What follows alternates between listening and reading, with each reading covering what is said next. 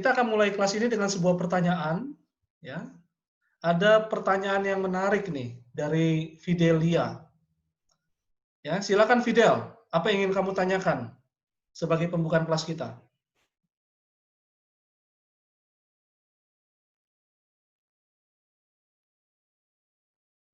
Oke, Shalom. Belum, semua. Iya, jadi di grup kita kan, saya udah membagikan sebuah video dan mungkin sebagian daripada kita udah melihat, menonton video tersebut dan pasti kita udah memiliki pandangan tersendiri dari setiap perkataan-perkataan dari video yang saya kirim ini. Dan saya sudah menangkap, maksudnya kita sebagai pelajar saat ini saya sudah menangkap, tapi bagaimana yang saya pertanyakan sama Bapak, bagaimana caranya kita meresponi atau menanggapi hal yang seperti ini yang beredar saat ini, dan bagaimana dengan yang dikatakan bahwa tentang Paulus kedua, bagaimana cara menanggapi itu, Pak? Jadi videonya itu tentang fenomena munculnya Paulus kedua di akhir zaman. Ya. Fenomena munculnya Rasul Paulus yang kedua di akhir zaman, yaitu di mana? Di Papua. Kenapa di Papua? Karena Papua dianggap sebagai bagian timur. Ya. Lebih timur daripada Timur Tengah, yaitu tepatnya di bagian Indonesia, dan timur Indonesia adalah Papua. Maka kemunculan ya seseorang pendeta di situ, dia mengklaim dirinya adalah Rasul Paulus yang dinubuatkan akan muncul pada akhir zaman. Dan dia mengatakan bahwa semua orang Kristen itu salah menafsirkan tentang anak manusia yang akan datang kembali. Kalau kita di dalam kekristenan percaya bahwa anak manusia itu adalah Yesus Kristus yang akan datang kedua kali. Tetapi buat si pendeta ini yang mengklaim dirinya Rasul Paulus kedua, dia mengatakan bahwa anak manusia itu bukan Yesus Kristus, tetapi memang benar-benar manusia. Yaitu manusia yang akan muncul dari Papua.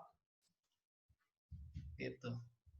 Ya, coba bagaimana tanggapan kalian tentang fenomena Rasul Paulus yang kedua ini? Silakan, berikan komentar.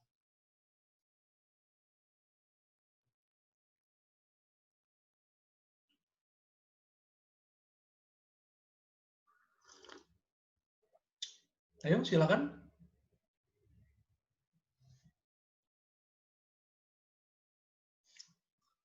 Ya, mungkin sambil menunggu kalian berpikir dan memberikan komentar, mungkin dari Fidelia dulu. Menurut Fidelia sendiri, bagaimana pendapat kamu tentang namanya siapa ya, pendeta Korupun ya, kalau saya lihat dalam itunya, pendeta Iya, Korupun Pak. ya. Silakan, menurut kamu bagaimana pandangan kamu sendiri? Kalau menurut saya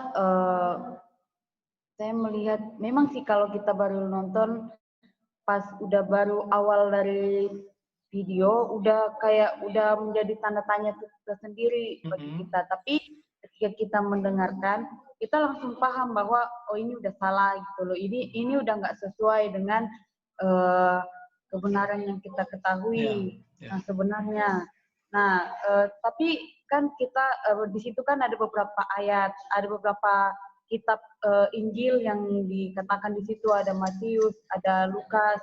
Nah, dari kitab yang dia pakai juga itu kan dia memakai terjemahan tahun 1962.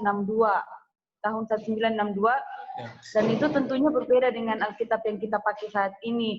Dan mungkin dia menafsirkan tidak seperti kita menafsirkan, bahwa kita menafsirkan harus memang sesuai. Kita juga harus melihat konteks awal dan konteks akhir. Jadi secara luas kita harus melihat konteksnya. Dan kalau kita lihat dari perkataan-perkataannya yang di dalam kitab-kitab yang disebutkan itu, kalau kita melihat konteks awalnya itu sudah melenceng, maksudnya sudah berbeda pembicaraan lagi, tapi dia menyatukan semuanya itu, padahal sebenarnya itu sudah berbeda-beda konteks. Sebenarnya setiap pembacaan kitab yang diberikan ada beberapa konteks, misalnya kalau nggak salah ada 3 ya, bisa jadi tiga pembahasan, tapi dia menyatukan semua itu tentang anak Allah dan bintang timur. Padahal kita sendiri tahu bahwa bintang timur itu bukan berarti kalau kita posisi kita saat ini di Indonesia, pasti kita mengarah ke bagian Papua. Nah, dia kan juga mengatakan bahwa anak manusia yang akan datang itu bukan lagi yang akan datang dari Israel, tapi dari Indonesia tersendiri. Nah, kita tentu tahu bahwa, dan dia juga mengatakan bahwa orang itu udah ada di Indonesia saat ini. Nah, kita kan kalau pernah membaca Wahyu, kita kan tentu tahu kalau kedatangan Tuhan Yesus yang kedua kali, apa yang akan terjadi? Apa yang akan terjadi? Kalau misalnya dia Tuhan Yesus yang dia maksud yang datang kedua kali, anak manusia yang dia maksud juga ada di Indonesia, berarti saat ini kita udah nggak di sini lagi, tapi udah di kehidupan yang baru. Di kehidupan baru maksudnya ya udah bersama-sama Kristus, udah dipilih mana orang-orang yang benar, maksudnya terpisahkan dari orang-orang yang berdosa. Intinya kita kembali lagi ke konteks dan melihat apa maksud si penulis. Ya. Itu aja dulu, Pak. Oke. Bagus, pengamatannya bagus. Bagaimana menurut teman-teman yang lain ini? Bagaimana menurut yang lain? Apul. Mana Apul ini? Saya, Pak. Silakan. Nah, kalau saya itu melihatnya interpretasinya mengenai Alkitab itu sudah fatal. Dua, sosiologi atau pemaksaan makna ayat Alkitab itu. Nah, terus yang ketiga, kalaupun memang udah ada ya, kalau memang ya misalnya udah ada, nanti akan jadi bertentangan dengan konsep eskatologi nanti yang akan datang gitu, Pak. Ya. Jadi memang orang ini sengaja dia bilang begini bahwa teologi atau kekristenan itu sudah salah, semuanya salah kata dia, semuanya. Termasuk mahasiswa-mahasiswa ST ini semuanya salah. Kenapa begitu? Karena penafsirannya menurut orang yang dari Papua ini salah, gitu ya. Silakan yang lain, berikan komentar. Terima kasih untuk komentarnya, Kevin. Menurut ya. saya, Pak. Iya, Ena. Video yang dikirim Fidel ini adalah ya bukan hal yang baru ya. Kita tahu akhir-akhir ini sudah banyak ajaran-ajaran palsu, bahkan sebelum maksudnya zaman dulu juga sudah ada sebelumnya ajaran-ajaran palsu ini, apalagi zaman sekarang ini karena banyak juga yang tidak memperhatikan bagaimana sih maksudnya tidak sungguh-sungguh ya dalam belajar kebenaran firman Tuhan, sehingga dia ada juga seorang yang memunculkan ide-ide terbaru tanpa memperhatikan sendiri daripada kebenaran firman Tuhan itu. Yeah. Jadi maksud saya ini ajaran palsu, karena kita tahu Paulus juga telah memberikan peringatan kepada kita yang melalui surat-suratnya dalam Timotius bahwa dia menunjukkan kepada Timotius bahwa Timotius juga harus waspada terhadap ajaran-ajaran sesat. Ya, kita tahu kalau kita bawa dalam zaman akhir zaman sekarang ini sudah banyak bermunculan ajaran-ajaran palsu, bahkan ada yang berdiri sendiri memberikan pendapatnya sendiri atau pandangannya sendiri tentang Alkitab ya, yang begitu jauh dari konteks. Nah, inilah kita, makanya kita harus belajar menjadi seorang murid yang terdidik, yang belajar dengan sungguh-sungguh untuk memperkuat dasar kita atau memperkuat iman kita ya. Iman kita ini tidak mudah digoyahkan dengan ajaran-ajaran yang bermunculan. Jadi perlunya kita belajar kebenaran firman Tuhan itu dengan baik. Nah, saya tanggap sih dari Fidel mungkin pemahamannya ini udah masuk akalnya, cuman bagaimana dengan kaum awam atau saudara-saudara kita yang menerima ajaran-ajaran ini? Nah, menurut saya ya pasti di timur sana pasti mereka sudah menerima kebenaran firman Tuhan, karena di sana juga banyak hamba-hamba Tuhan. Nah, di sini ditekankan bagi kita bahwa kita berhati-hati, waspada setiap harinya itu ya dengan bertekun pada kebenaran firman Tuhan. Ya, kita harus juga tetap berdoa Ya, selain juga belajar firman Tuhan, kita harus tetap bertekun dalam doa untuk menghadapi ajaran-ajaran palsu seperti ini. Nah, makanya lah kita sudah belajar. Nanti juga kalau Fidel mau ke timur, bolehlah menjadi seorang pelayan atau misi di sana ya. Iya Pak, begitu sih menurut saya. Jadi ajaran ini sudah ada. Jadi sebelumnya juga sudah ada ajaran-ajaran palsu. Jadi sekarang ini juga sudah banyak. Jadi ya perlu kita waspada dan belajar. Ya, bagus. Saya kira pemahaman kalian untuk mengatakan harus kembali ke konteks itu kata kunci, tepat sekali. Harus kembali kepada konteks, jangan asal main comot ayat Alkitab, lalu mengklaim timur itu adalah Papua, lalu kemudian mengklaim kemunculan Paulus kedua. Oke. Saya makin senang ini karena kalian kelihatannya sudah semakin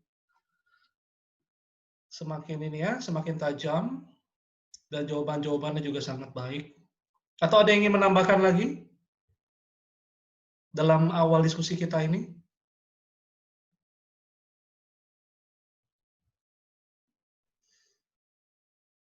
Pak. Ya, silakan. Saya ingin menambahkan pertanyaan dikit.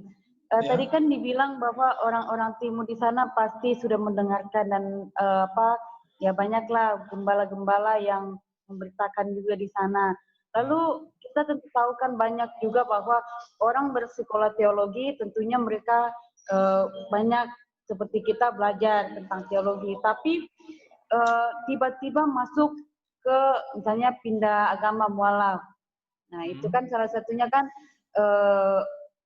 gimana ya, maksudnya udah sesat. Lalu kalau dibilang orang timur sudah mendengarkan kebenaran firman Tuhan, kita kan tentu tahu mereka hanya mendengarkan si pembicara, mendengarkan gembalanya berbicara. Lalu bagaimana kalau dia mendengarkan firman ini atau enggak pendeta ini memberitakan kepada jemaatnya? Tentu jemaat-jemaat ini bakalan mendengarkan bahwa iya dia sekolah tinggi, jadi pasti dia sudah belajar apa yang dia katakan, pasti dia sudah pelajari. Nah, maksud saya begini, kalau orang yang sudah belajar dan orang yang cuma mendengarkan kan pasti berbeda. Lalu bagaimana dengan orang-orang yang di sana gitu loh? Maksudnya saya susah menjelasinya, Pak. Ya, tadi sempat tadi Ena menyinggung sedikit ya. Kalau bisa ada tanda petik lah ya. Ada orang-orang seperti Fidelia yang akan memberikan counter attack gitu ya, memberikan serangan balik. Saya percaya juga sih, memang baiknya begitu ya. Maksudnya gini, kita ada di dunia maya untuk bisa melakukan secara fisik gitu ya, counter secara ini kan nggak memungkinkan temu secara fisik. Tetapi yang bisa dilakukan mungkin melalui kayak kita melakukan melalui kayak gini dunia maya, lalu kemudian kita bisa broadcast, kita bisa siarkan, kita bisa kasih tahu bagaimana yang sebetulnya dari pengajaran itu.